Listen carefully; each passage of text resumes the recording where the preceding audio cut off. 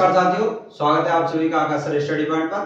तो आज मैं फिर से आपके सामने हाजिर हूँ लेकर के क्लास 10th की हिंदी से राम नरेश त्रिपाठी द्वारा रचित स्वदेश प्रेम।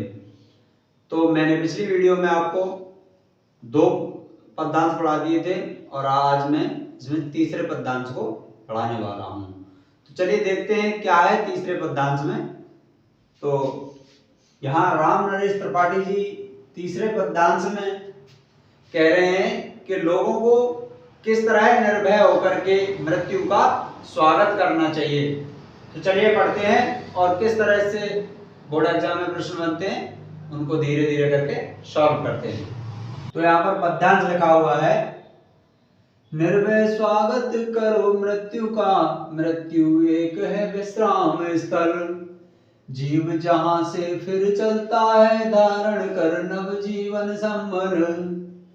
मृत्यु एक सरिता है जिसमें श्रम से कातर जीव नहा कर, फिर नूतन धारण करता है काया रूपी वस्त्र बहाकर। तो यहाँ पर जो इसमें प्रश्न बनते हैं बोर्ड एग्जाम में, उसमें पहला प्रश्न है कि प्रस्तुत पद्यांश का संदर्भ लिखिए, और दूसरा प्रश्न है रेखांकित अंश की व्याख्या कीजिए, और तीसरे का पहला प्रश्न है मृत्यु को किस प्रकार की नदी बताया गया है, और दूसरा प्रश्न है तीसरे का कि यहाँ पर कवि भारत के युवकों से क्या आह्वान करता है या क्या आह्वान किया है। अच्छा, तो पहले प्रश्न का उत्तर है यहाँ कि प्रस्तुत पद्यांश राम नरेश त्रिपाठी द्वारा रचित स्वदेश प्रेम कविता से उद्धृत है। ठीक है। और दूसरा प्रश्न है रेखांकित अंश की व्याख्या कीजिए, यानी कि केवल हमें उस अंश की व्याख्या करनी है जिसके नीचे अंडरलाइन है, लेकिन मैं आपको यहाँ सभी की व्याख्या समझा दूंगा। तो चलिए पहले इसकी पूरे की व्याख्या समझते हैं और आगे के क्वेश्चन उससे आगे सॉल्व करते हैं। तो निर्भय स्वागत करो मृत्यु का, राम नरेश त्रिपाठी जी यहाँ पर कह रहे हैं इस कविता में कि निर्भय होकर के, निडर होकर के स्वागत करो मृत्यु का, यानी कि हमको मृत्यु का निर्भय होकर के, निर्भीक होकर के, निडर होकर के स्वागत करना चाहिए। मृत्यु एक है विश्राम स्थल, और कह रहे हैं कि जो मृत्यु है वो एक विश्राम स्थल है। जीव जहां से फिर चलता है, और वो कह रहे हैं कि जीव जहां से पुनः चलता है धारण कर नव जीवन संभल, यानी कि नए जीवन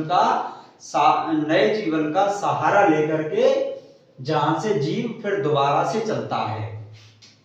मृत्यु एक सरिता है, सरिता मतलब नदी, यानी कि मृत्यु एक ऐसी नदी है जिसमें श्रम से कातर जीव नहाकर, यानी कि श्रम से कातर मतलब थका हुआ।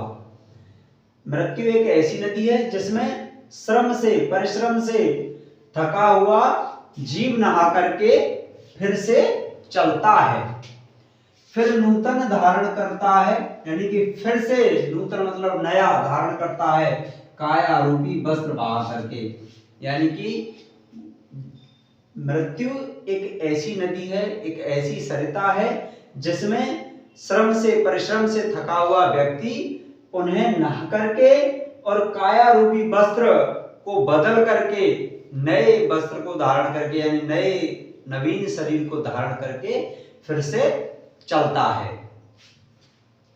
तो यहां इसकी मैंने व्याख्या लिखी हुई है, जहां अंडरलाइन हो रही है उसकी, तो यहां पढ़ के सुनाता हूं आपको कि मृत्यु तो एक ऐसी नदी है जिसमें स्नान करके मानव अपने जीवन भर के परिश्रम और थकान को त्याग देता है तथा उत्साह और उल्लास का अनुभव करता है। वह अपने पुराने वस्तु रूपी शरीर को त्याग कर नवीन वस्त्र के समान नवीन शरीर को, नवीन मतलब नया शरीर को धारण कर लेता है। इसलिए हमें निर्भीकता और उल्लास के साथ मृत्यु का स्वागत करना चाहिए। ठीक है। तो यहाँ तीसरे का पहला प्रश्न है मृत्यु को किस प्रकार की नदी बताया गया है। तो इसका उत्तर है मृत्यु को एक ऐसी नदी बताया गया है जिसमें स्नान करके मानव अपने जीवन भर के परिश्रम और थकान को त्याग देता है तथा उत्साह और उल्लास का अनुभव करता है। तीसरे का दूसरा प्रश्न है कि यहाँ पर कभी भारत के युवकों से क्या आह्वान किया है। तो इसका उत्तर है कि भारत के वीर युवक, तुम निडर होकर मृत्यु का स्वागत करो।